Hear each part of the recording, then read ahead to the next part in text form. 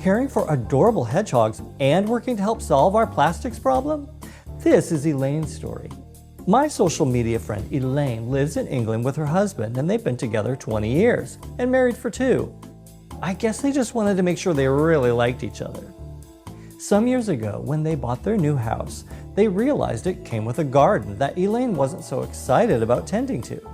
Elaine attempted to grow things in that garden, but never found gardening enjoyable or relaxing like many people do.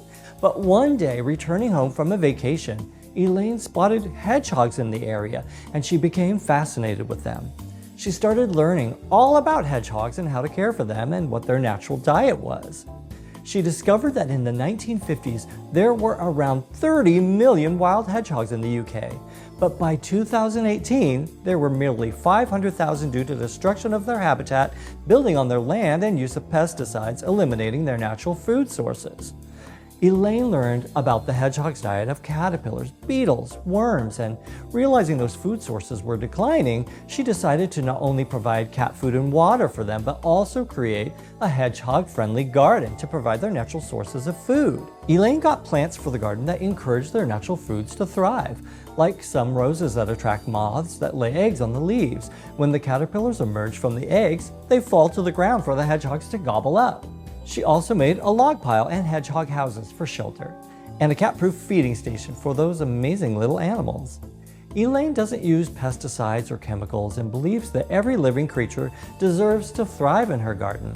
She says if a slug eats her plants, so what? She'll get different plants. She likes multi-purpose plants that look nice but also provide flowers and berries for pollinators like birds and bees.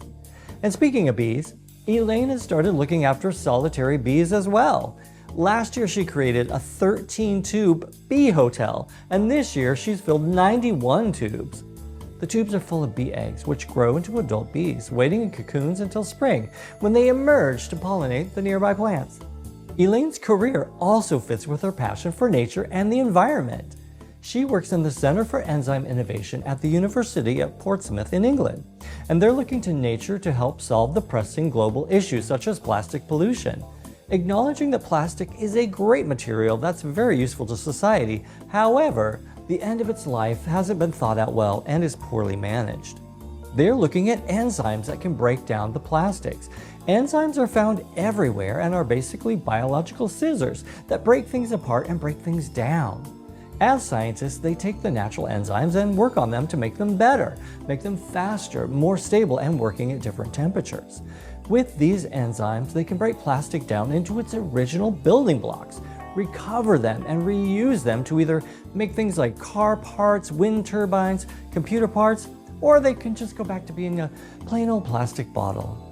But this can create a circular path for plastic, so we don't need to keep making new plastic, and hopefully eliminate future microplastics from ending up in our environment and even in our own bodies.